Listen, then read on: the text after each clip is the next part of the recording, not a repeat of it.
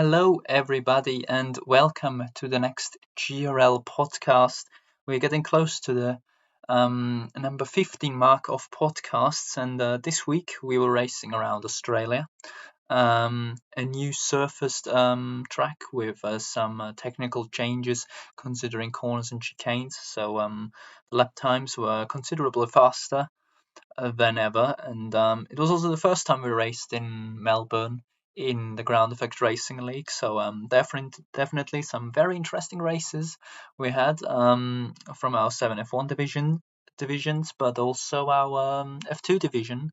So I'll also be guided through this, as you will with a guest I'll reveal later, especially when we come to Division 1. But yeah, was a very interesting mix of races we had, and I would say not to wait any longer than we have to, and just head over to the races itself.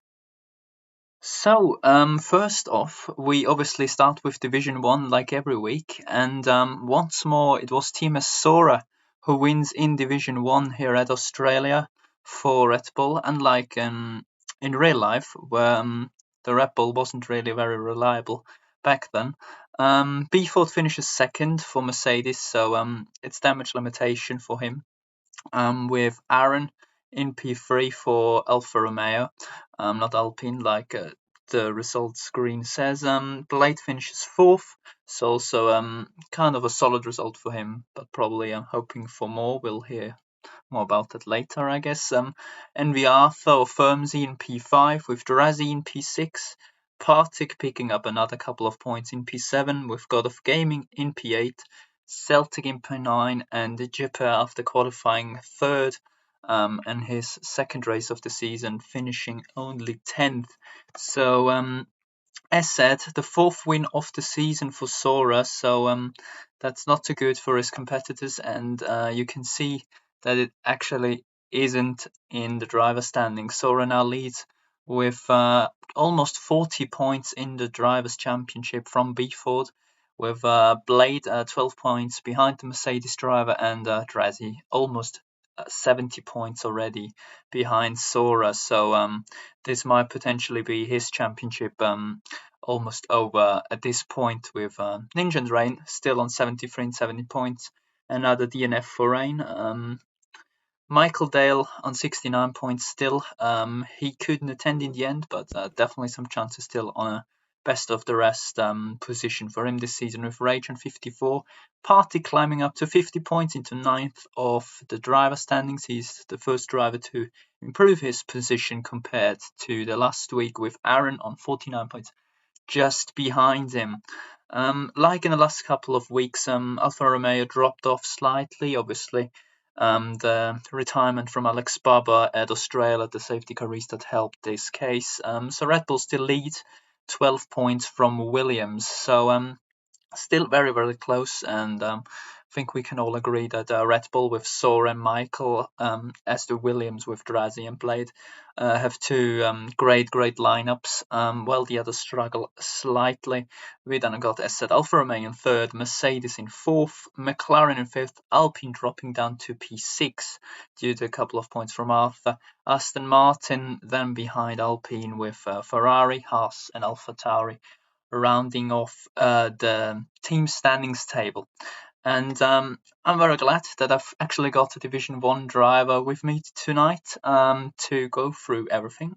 And it's his division, and probably a result he wasn't too happy about. Blade is with me tonight. Definitely not a great race for you, but considering you had wing damage since the safety car restart, I guess it could have, in a worst case scenario, been way worse than a P4, isn't it, Blade? Yeah, no, yeah. First of all, pleasure to be here. I'm sure people would rather be listening to Dara right now, but you have me instead, so you have to put up with me. Dara's boring. Dara's absolutely boring. Yeah. First of all, speaking about the result in Australia, yeah, fourth place for me, not too ideal, but Yeah, as you said, I did pick up some damage behind the safety car because of a little confusion behind an AI, which was lovely. And yeah, I mean, not too bad. I think really, if I didn't get that wing damage, I could have honestly been looking at first or second, probably more likely, because Sora had already gotten past me after the first safety car because of different strategy. But I don't think I'll be the one kicking myself the most after that weekend because Beeford had incredible pace, but sadly for him, picked up a time penalty despite finishing first on track, and Yeah. also Aaron, he did very well as well, also picking up a penalty, unfortunately. So everything kind of fell into Sora's lap, but he had to be there. He also got spun out right at the start of the race. Yeah, So, definitely. I yeah, mean, good. he's really where he needs to be, despite not having the best qualies or starts. I mean, in Japan he had a great quali, but that seemed to be a one-off. And yeah, in the end, he was the one who was fortunate, while everyone around him either picked up penalties or damage. So that wasn't ideal. But hey, we still got around 10 rounds, a little bit less to go. Next time out, we're going to be in Monza, and then we've got a sprint in Imola. So that will be interesting. As long as nobody does a Leclerc in Imola, I think we should be fine. Um, but yeah, if you, I mean, of course, you would love to beat Sora in the end, I believe. But if it wasn't you, do you think B4 or Drazia, maybe someone else down there, is going to be a Sora challenger, or do you think the gap is already quite big and it will be very, very tough to get close to him? Yeah, well, I mean, it's never over until it's mathematically over. I think there's, with sprint races, fastest lap points for pole position, I think there's over 250 points to score still.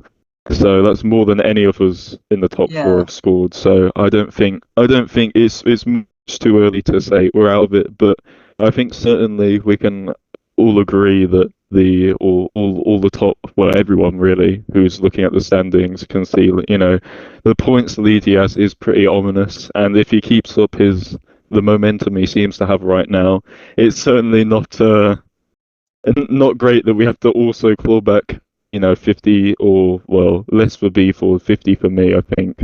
Or I don't know, yeah, I can't do exactly. maths. 50 for you and Yeah. 38 if I'm not completely wrong for B Ford. But yeah, I mean, let's move on from boring Sora to Division 2. Division 2 is definitely more interesting at this stage because, of course, Slappers went up to Division 1. So we actually have a championship fight going on. And Distant Bart, he won at Suzuka for the first time ever, and he think he likes a bit of golden medals because he won again at Australia in a intermediate conditions race all the way. So that's definitely very, very nice for him. Myself somehow in second after I think crossing the line in P5. Stealth in P3, also picking up the fastest lap for AlphaTauri. So that's very good for them. Coded Ghosts in P4 for Williams, Otto in the end P5, Jackster in P6 only, so he's losing massive points to his teammate, codenamed Delta in P7, with Siege in P8, Lloyd only P9, and Clever from leading the race at the penultimate lap to dropping down to P7, P10 in the end. So very painful for the Haas driver to once again drop that far down in the end. So in the standings, obviously Slapper still leads. We all know that. But considering Jax did a really good run of races a couple of weeks ago, it's now his teammate who picks up the race wins finally, which I'm quite happy about. And he now leads his teammate by over 20 points actually.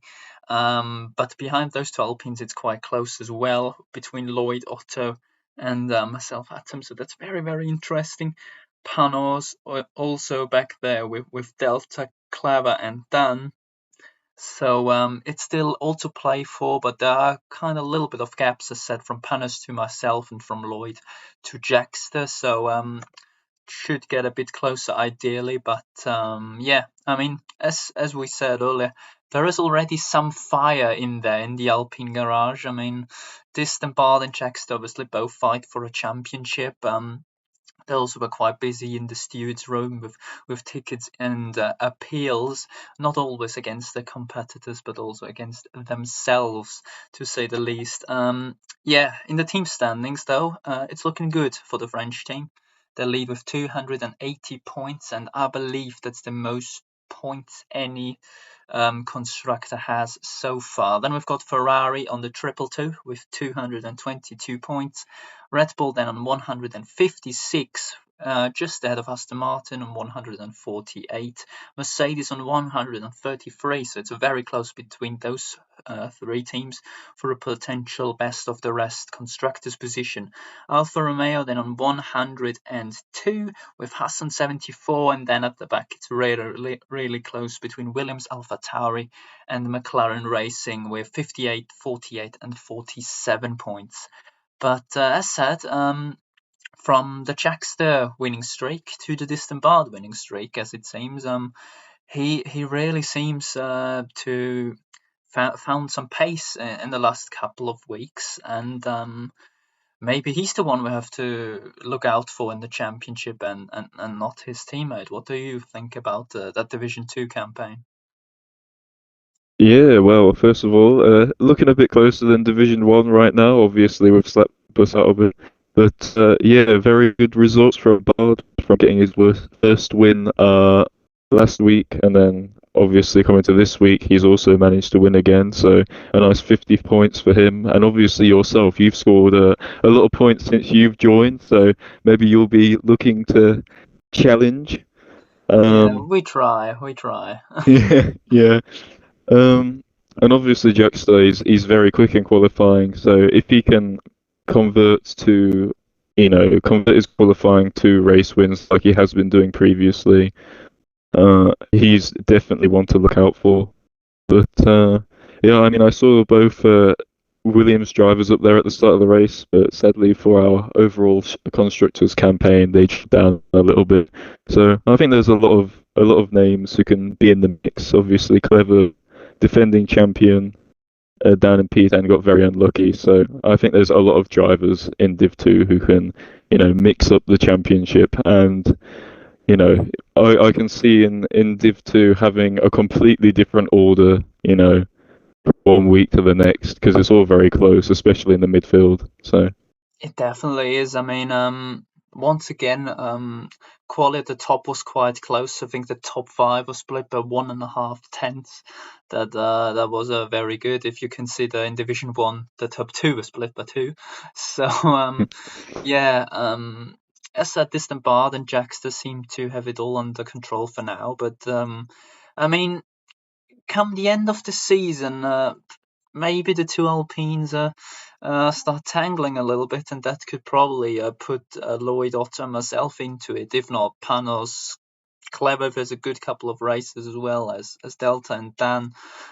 So that's definitely going to be very interesting. But do you think Jackson and Distant Bard will be able to behave themselves enough, or do you think there might be some contact in any races between them? yeah, I'm not sure. Well, I think they'll both be looking to, I think they'll be looking out for themselves, to be honest, because they're both in the title hunt.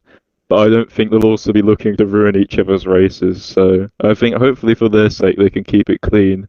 Kind of reminds me of the old Alonso Ocon situation from real Yeah, life, where definitely. It has some. yeah they both want to be come out on top, but and I don't know. We'll see how it turns out because I don't know. Maybe Bard and Jester will be able to see the bigger picture and help each other out. Yeah, especially I mean Bard, I'm pretty sure wants to avoid contact right now because he has the gap and he probably knows if him and Jackster lose a couple of points, this would hurt them both as it would pretty much change from a two-way fight to a five-way fight, and to focus on four other drivers is probably not really what you want at the title decider at Brazil with a potential rain and everything can happen. I mean, he was he had a chance on a title at the final race last season, and he was leading the race until a badly timed safety car messed his hopes up for him and gave Clever the title. I mean, Clever was running well that race, but would have still been difficult for him to get past Bard at some stage because he seemed quite fast there. But yeah, that's Division 2 wrapped up. I mean, definitely have a look out for the stream next week because I heard that two of those top five drivers might start from the back of the grid at Monza. And I think considering the first chicane there, that's not really where you want to start, but I won't complain. I'll start ahead of them unless I DSQ myself in the pit lane. So yeah, move over to Division 3. And I sadly won't have any surprise for you because once again it was Ham who wins in Australia for Williams. It's actually amazing, this guy. I mean, every race he finished in Division 3 he's won. So yeah, kind of boring, but maybe a bit better for the championship itself. OWIC on his debut for Alfa Romeo as a reserve picks up second place, so that's very good for him. Wildy Mango, another podium for him. I think his last podium was over at Abu Dhabi, where we had some decent issues. So this time he'll receive full 15 points for the podium. Jobbo, the championship leader, in P4. SLR Jam in P5. Once again, that's messed up. He isn't driving for Williams. He's driving for the Alfa Romeo team. With Woff in P6, Heated in P7, Thomas in P8, AJ Noel in P9, and another new joiner, Mito Jordan, in P10. So, driver standings next up. As said, Jobbo still leads, but only 14 points now, and Ham is now on 126. Jumping Luca B. Jumping Trappy, I'm sorry, who's not anymore on this list as he retired from, well, he got promoted, he didn't retire. Got promoted into Division 2. So Luca B on 79, Adrian on 76. So Adrian might be able to get up into P3 very shortly. Jam on 61 points, so he's lacking a little bit of points compared to his SLR teammate. Alpha Heated on 48, some Pikachu on 41, Mango now on 35, so he gets himself up into the midfield battle here. Thomas on 33 and his former teammate Yolki on 31. So yeah, kind of a low points in the midfield here compared to the other divisions where we saw Dan with 48 points in a P10. And it's 31 here only. But yeah, in the constructors' standings, it's once again pretty much a fight between the teams of the two championship leaders. But here it's not Chabos AlphaTauri who lead the way because it's Hams Williams who lead with 198 points. Then we've got AlphaTauri set on 194 with Alfa Romeo 1 point ahead of Haas with 146 and 145, but also Aston Martin with Mango's podium on 136 and Total Wolff's Mercedes on 115, and we've got overall constructors leaders Alpine on 95, McLaren on 73, Red Bull on 63, and Ferrari only on 26 points, so they are struggling heavily. But let's talk about the main problem, let's say, in this division, which is Ham. He's really doing bits right now. Blake, do you think there's anything Jobbo can do against him? Because, I mean, Jobbo's been consistent all season. I think he picked up 1 or 2 race wins, but Ham just seems to be on another planet of pace right now. Yeah, I mean, by the looks of the results, I think Jobber will be, sweating a little bit, seeing how much points Ham is racking up in the championship. But yeah, especially in races like Monza, a lot of stuff can happen. So I'm sure, he's not going to give up just yet. It's not over. He's still got the lead in the championship, and I'm sure he'll be looking to make the right strategy calls and try and take opportunities, and he's definitely not out of it. So But yeah, I mean, with the momentum Ham has, you might want to say he is the favorite right now. Yeah, yeah. As I said, he's won the last three races, so the momentum is quite clear on his side. But with a Monza race and an Imola sprint race after Monza, I think that's probably a combination that could swing the momentum around rather quickly, isn't it? Yeah, I think there'll be very crucial races because if Ham manages to win both of them, I think yeah, it'll be looking quite ominous for Jobbo. But as I said, a lot can happen. There's 250 points up for grabs, and Yeah. yeah, even someone who joins the league next race could still win the championship. So you never know. Yeah, that's true. That's true. So, yeah, we'll have to wait for the next chapter of Division 3. Luckily, not sadly, because if everything goes well, they will almost be level on points after Monza. So, tune in for that race on GRL D3 on Twitch. That's definitely going to be an interesting one. Also, I think Ham is streaming his own POV, so maybe have a look at his driving and grab a couple of tips from him. And now to one of my favorite divisions in the last couple of weeks. Division 4, and finally, it took him 12 races. I said it on Twitter. It took him 12 races. He led the championship, I think, since round 2. But Hobbs picks up his first win of the season at round 12 in Australia, with Charles Leclerc laughing into the camera there. Krigmid in P2 for AlphaTauri. He would have actually won the race, but a penalty against him swapped the top two around. Jacob Brown in third makes it a second and third place finish for AlphaTauri. So it's as in other division, it's damage limitation for the hunting driver. Andrew in P4, the man who said he's gonna spill his head with a bottle of vodka if he wins a race this season. He's only fourth, so I think we have to rig a race at some stage to see that live. Tweaky is in P5, Jaden in P6, Lewis in P7, making it a Haas 5-7.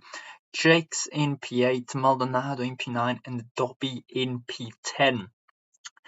At the top of the driver's standings, nothing really changes. Hobbs extends his championship lead to Jacob Brown, while Rex, with believe with another DNF, loses even more points to the top two, so that's not ideal for him. Ronnie wasn't attending this week, so he of course he still stays in P4 but loses position as well. Loses points, sorry. Andrew now only half a point behind P4, even though he said he's got an awful season so far.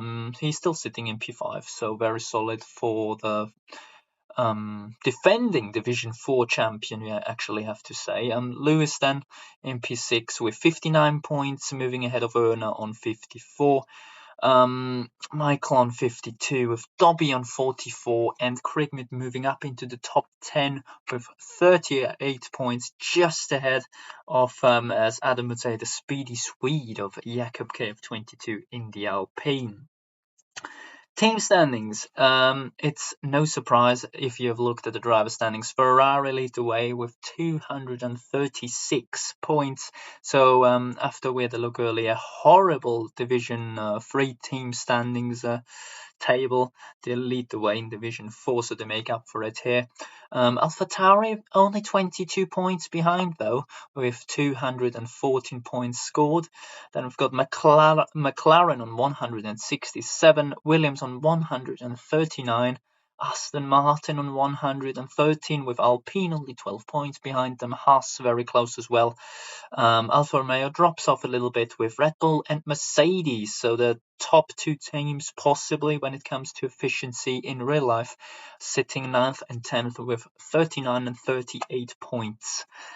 So, yeah, we said it's a very interesting division. It is indeed. Wait, I've got something written up here from yesterday, which is, and now actually, hold on. We've got 12 rounds completed, 9 race winners, 2 different sprint winners, 10 pole sitters and 15 different podium sitters. So that's how Division 4 goes. And you have to say SLR Ham from Division 3 was in here and won 2 of those races. So we basically have a complete mix-up of race winners and podium sitters in this division. But it looks like Hobbs has it still under control, even though Jacob Brown seemed to be the quicker driver in the last couple of races. I mean, since Austria, he finished in the top 2. Now he got 3rd, which was his worst result of the season, actually. So I think it's far from over at the top here, isn't it? Yeah, definitely. I think yeah, Jacob seems to have the momentum, but obviously Hops once again has the championship lead. So similar story to Division 3. But I think also Ronnie has been doing well as well, so he will be looking to move up a couple of positions. But obviously, Hops has also been incredibly consistent, um, with a bunch of top fives and podiums, and obviously a win this time out. And obviously, really good to see the wide variety of race winners, podiums, podium sitters, pole positions. It's great, and hopefully, maybe the end of all of the other divisions will be similar to how it's been here, because it's very interesting indeed. Yeah, definitely. I mean, never would have like 10 different race winners in Division 1. The championship would probably look a little bit different, and Sora wouldn't be too happy with his current progress. But hey, we can't have it all at once. Yeah, Division 4 Hobbs looks to have it under control, but I'm sure Jacob Brown will bully him into some mistakes on and off track. So that's going to be very interesting, especially as the AlphaTauri driver confirmed that he definitely want to move up divisions um, at the latest next season, or let's say at the next half of the season, because the next half of the season will be season 3.5. So we'll see where he ends up then. But I'm sure he wants to pick up the Drivers' Championship alongside the Constructors' Championship. And up from that, though, over to Division 5, while we have a look at Sebastian Vettel driving a very, very old and historic car, because it was Aston Martin in Division 5 who picked up the golden medal, with Heike winning the race, Triangular Lemon, or as you can see here, as CMP says, the Mystic Lemon in P2, GSR Beastie, a GSR driver, coming 3rd, with Gasser Buchanan in P4, Matt in P5, Y2K finishes in 6th for Mercedes, Boosted RB in P7 due to a 10-second time penalty, Chiholti in P8, Paloma, he was leading with a couple laps to go, but also he picked up a time penalty, which made him go down the order. And the championship leader before Australia, Macca, only in P10. And now, ladies and gentlemen, we have a championship battle for you, because Triangular Lemon picks up the lead of the driver standings with 121 points, behind 4 points behind him.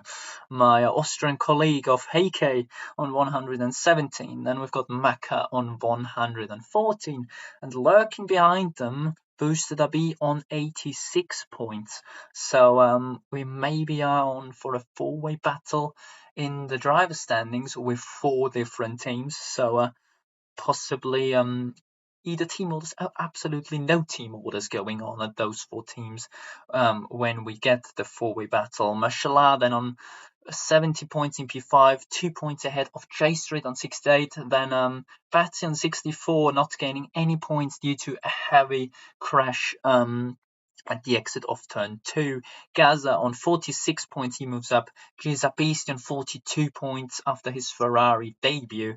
Y2K on 35. And then the team standings, it's not quite as close. McLaren lead with 222 points. And now the show goes on behind them. Alpine and Aston Martin level pegging on 166 points. Then I've got Alfa Romeo only around 30 points behind him on 134. Williams with 6 points less on 128. Red Bull another 12 behind on 116. And AlphaTauri and Haas with 103 and 102 points also still in the mix, with Ferrari on 81 and Mercedes on 47 points, already having a bit of a gap, but I think also for Ferrari there's at least a P5 possible. And I mean, constructors battle here is definitely a very interesting, but I think we have to say that the drivers' championship in here is massive so far. Yeah, definitely. I mean, it's so impressive how close these guys are up top, and I mean, like I said with Division Two, the midfield can flip around every single race, but here it's the front three that will probably be flipping around every race.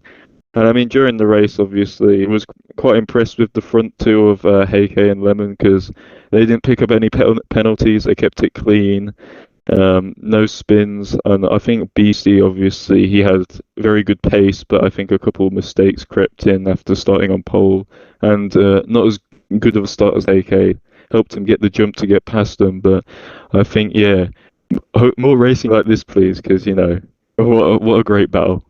Yeah, definitely. I mean, obviously no Lemon and Take It for a very long time. I think over 2 years it is now. And Maka, a guy who joined just before the season started, asking for full-time seat, still sticking around and probably the fastest full-time driver we have now. I mean, Beastie definitely is probably even quicker, but he, as said, joined a bit late, so it will be difficult to him to keep up with the consistent drivers up top. And it's always good if you have the faster driver with a little bit less consistency, which means you have a guaranteed close fight at the top. I mean, a couple of races ago, we said it's Maka versus Lemon, and suddenly Heike appears with boosted basically in his backpack. So that's definitely something very interesting, and I think we all hope that boosted can catch up to those three drivers, because a four-way fight come the end of the season, because after Monza and Imola, it's only another 7 races after the break week.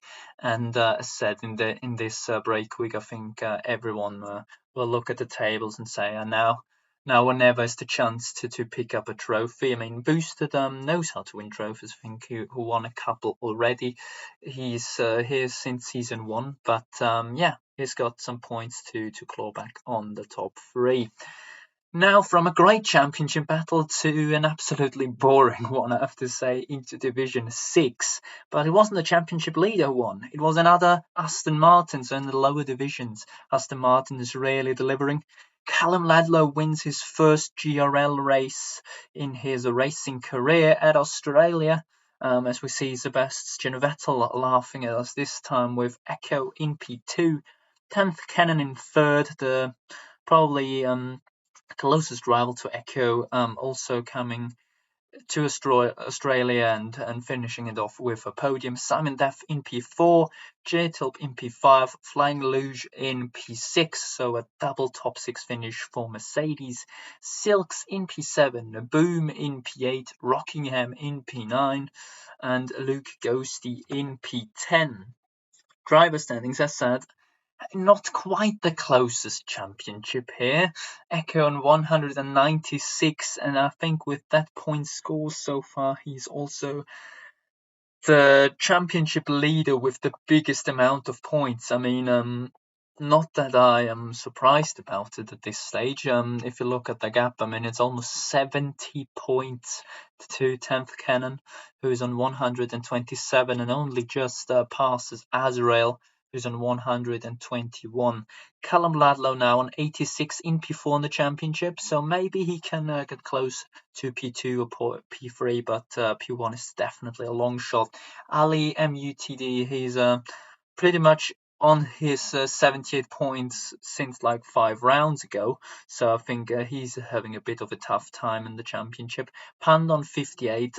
J Tilp, after getting promoted from Div 7 to from Div 7 to Div 6 on 54 points. So he's definitely making some progress. Same as Simon Deff with 48 and Flying Luge on 47. So the two Mercedes drivers are matched very nicely. Vietex also on 46 points after picking up a podium, his maiden podium last week at Japan. Now, the constructor standings, this is where the action begins. In D5, we had a almost four-way drivers' championship battle. Here it's all about the constructors between four teams. We've got Haas on 213, Mercedes only 4 behind on 209, Alpine on 191 with some great races from 10th Canon, and Aston Martin on 184. And as I said, probably the strongest lineup right now, alongside with Alpine, because I said Aston Martin have Jay Tilp and Callum Ladlow, so now also proven race winner.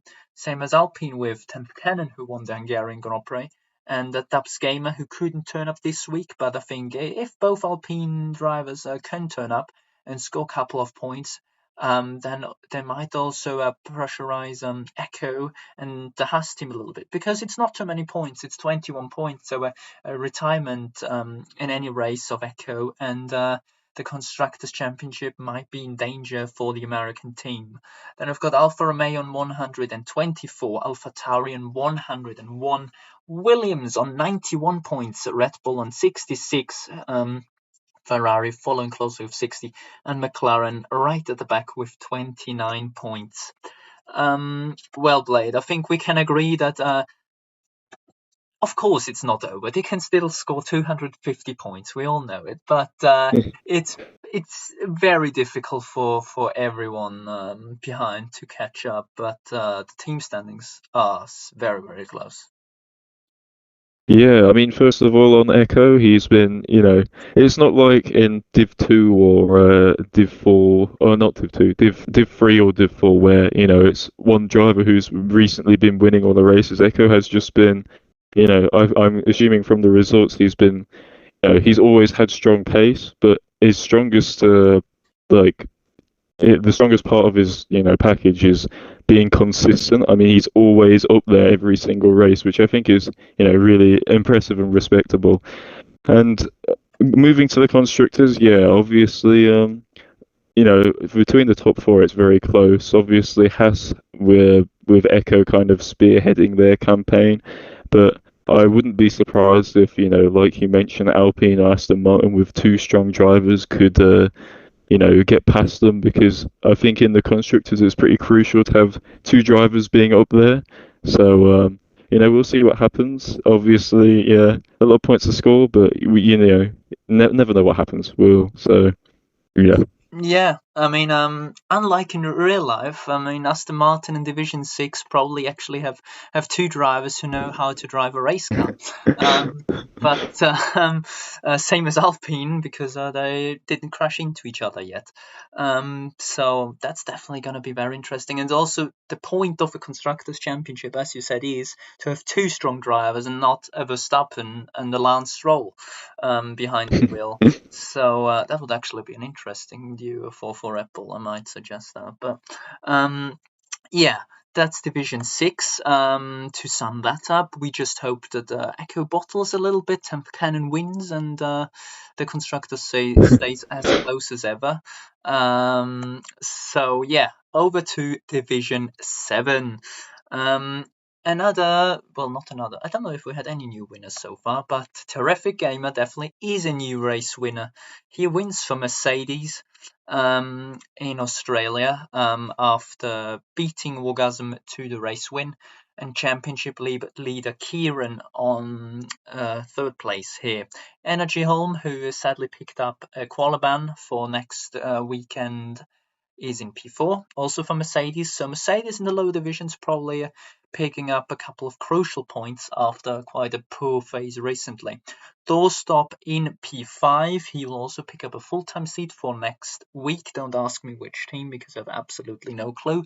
Browns the Buns in P6. F1 Mac in P7. Aussie in P8, so 4 points for Aston Martin. Scani in P9 and Sadman picking up one single point in the driver standings. As in Division 6, pretty much, it seems quite sorted so far. Kieran on 174 and both Ferraris sadly not turning up despite probably having better pace in the last couple of races. We've got It's Bright now an almost 60 points gap to Kieran, so he really needs to sweat it out in the last 9 races and get close to him. It's still possible, I believe so.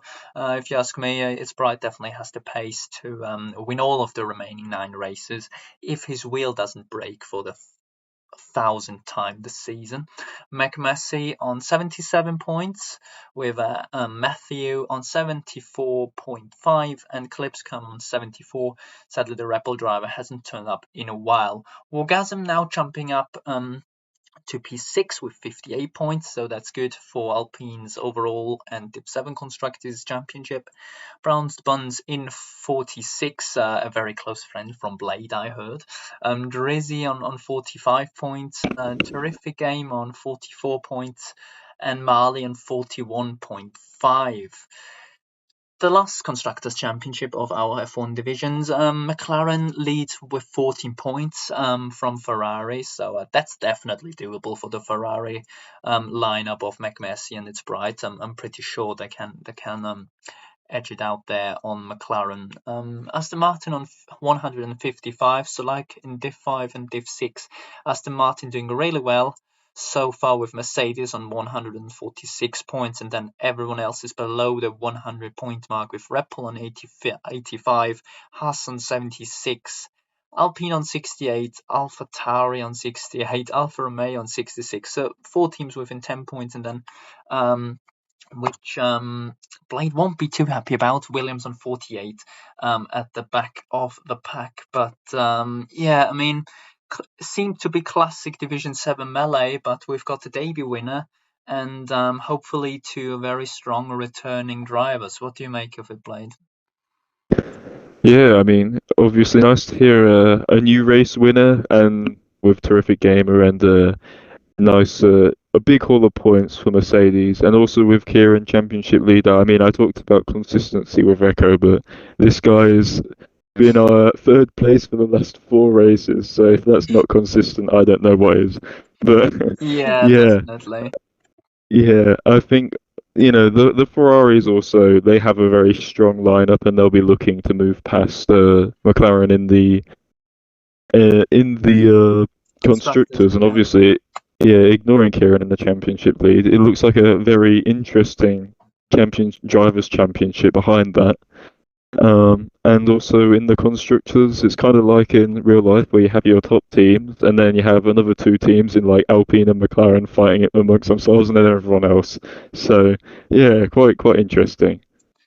Yeah, definitely. I mean, it has some realism in it when you see Kieran in a Mercedes-powered car, very consistent, calm and composed, and then you have the odd race with a Ferrari winning, and the next time they don't score any points. So that hurts me as a Ferrari fan, but yeah, not my championship right there. But as said, It's Bright seemed to be quite a bit quicker than Kieran in the races before. I know you haven't watched them because we didn't have them streamed either. At least not all of them. Do you think, of course, as said, there's so many points still to gain, but you think a 60-point gap is a huge chunk of points to gain back on such a consistent driver? It is. It definitely is. When your championship rival has over 2 race wins worth of points on you, it's very ominous. But like I've said like a million times in this podcast, there's always a chance, and if they're listening, don't lose hope because it's still possible. and it would just be fun trying anyway. So, and obviously, yeah, hopefully it will close up a bit. So. Yeah, so that's pretty much the F1 divisions wrapped up, and as Dara says, pretty much weekly, and you will probably agree with this. Let's go to the best division of the whole league, which is Formula 2. Qualifying.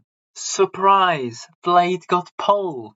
Sprint race. Surprise! No, actually surprise. He didn't win. This Bardet came out in a wet sprint race at Australia. But in second place, it was Blade with the fastest lap of the race. Despite me of absolutely T-boning him, I think you could say, after your kind little friend Browns the Buns decided to push me sideways. So that was interesting. I somehow managed third. It's Bright came home fourth with Temp Cannon in P5, Dara in P6, Browns the Buns in P7, the offender of it all, let's say. CMP official picking up the last spot in P8. Penguin in P9, Batsy in P10, Tweaky, Spud Racing, Harry, Samandef, and Marley behind. But what I probably didn't mention yet is it was a very, very wet sprint race, and the conditions were awful, weren't they? Yeah, it was very difficult. I think a lot of people were struggling down the old back straight because obviously it's not completely straight. So sometimes it kind of felt like I was, driving a rocket ship down that straight. But obviously, joint assassination attempts by yourself and Browns the Buns on me meant that I couldn't get full points, which has eluded me. I've never gotten full points yet in F2, so in the weekend. So I'll be looking to do that at some point, hopefully. But yeah, to be honest, even though it was quite treacherous, I did enjoy the conditions because it was a challenge. So yeah, interesting, very interesting sprint race, and then the feature race. I picked the penalty, so I made it a bit harder for myself, but I still managed to pull through. So Yeah, yeah, happy on my side. as you said, I mean, you won the feature race with the fastest lap, so technically in every session you did set the fastest lap. You got pole, you got fastest lap in the sprint by 1 second, you got fastest lap in the feature race. I didn't look because I was too demoralized by your domination. Distant Bart came second, Darren third, me braking when the line was green, but the game decided to hurt me once more in a feature race, so I came fourth. The feature races are a bit cursed for me this season, but hey, it's only a game. Penguin came home P5, Batsy, not Batsy. The Belgian coming home P6 for Dams. Browns the Buns, another P7 for him. Luckily, I wasn't near him this time. It's Bright came home in P8, Simon Duff in P9. Tweaky Scorpion in P10, CMP only P11 after a double crash actually at the beginning of the feature race for him. 10th Cannon in P12, Harry P13, Spud Racing in P14, and Marley in P15 due to not moving off the line, which probably wasn't ideal. But yeah, I mean, in the championship, it's absolutely destroyed everything since Blade joined. I mean, fair enough. I mean, you were, what was it, around 100 points behind when you joined, and now you're leading by 40. And you definitely are the quickest driver. I mean, Dara myself split by 1 point, and we've got Distant another 20 behind, and Gibson dropped off due to 2 times not turning up. So, yeah, it's definitely very, very close, but it got split up a little bit. I mean, obviously, from P6, from Nathan downwards with 64 points, the gap is massive. But yeah, you are the Sora here. You're the better Sora because you qualify high, you win the races, and you pick up the fastest laps. But despite Division 1 obviously being the main aim still, I guess also Formula 2 is something you'd be quite happy to win in the end of the season. Yeah, well, if I can't have Division 1, I'll have to take Formula 2. So, but Yeah, as I've always been saying, there's even more points available in Formula Two. So if I can't make one or two races, the championship's already back on because you can score like 40 points per race. So Yeah, that's there's only a one race gap basically. and the good thing So in F2 is you pretty much because in the end of the day it's usually yourself, Dara, me, Distant Bart, Gibson, and possibly Nathan if he decides to turn his Xbox on, battling for either positions in the sprint or the feature race. So it's always great fun to watch. I can only advise to watch the Miami stream because in that sprint race that was absolutely nuts. Um, we were like side by side for 4 laps. That was very very good sprint race for sure. And yeah, also this time out the sprint race was it was close, it was dangerous, it was suicidal, and it was interesting. I think that's the 4 words I want to use for that race. And in the feature, it was a bit more split out, but you still had to fight for it. Distant Bart was still there on the old strat, so definitely it's still possible. And as you said, it's not over until it's over. Yeah, and let's quickly have a look at the calendar. As we said earlier, next week, or yeah, next week, because usually the week starts with a Monday. We head over to Italy, to Monza, and afterwards Imola, obviously. Well, Monza is an interesting track, especially with Cody's definitely not wanting the players to enjoy the curbs on the chicane. What can we expect from Monza? Do you think? yeah, well, Monza will be very interesting, I think. As there is an easy track to overtake, but there tends to be a lot of chaos with the heavy braking zones, especially in turn one and turn two, and obviously low wings, so traction is a bit of an issue sometimes.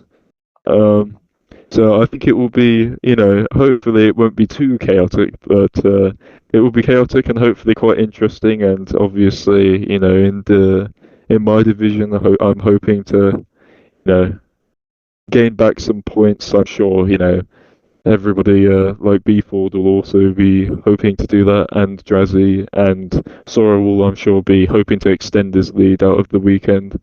So exciting in Div 1 and all the Ideally, other. Beeford and Sora crash into the chicane, both lose a wheel, Yeah, and it's a Williams 1-2. That's what you want yeah, to tell me. yeah, yeah, Yeah, yeah, definitely. Hopefully they pick up a million penalty points and get quali bans for the rest of the season.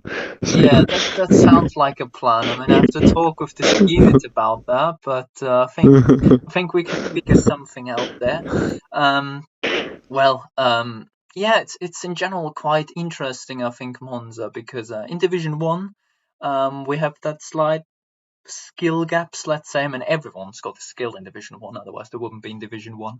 But I feel like in Division One, you either have very strong qualifiers like let's say Rage, Rain probably up there, and also the people with really good race pace like Sora and Beeford. So it will be interesting because of course in Monza the main aim is to stay in the DRS train, but I think if you qualify in like P8 or even lower, it will be difficult to make inroads unless something miraculous happens. Also in Division 2, I think this will be very interesting. I remember that there was a very scrappy Division 2 race last season at Monza. We also had a sprint there.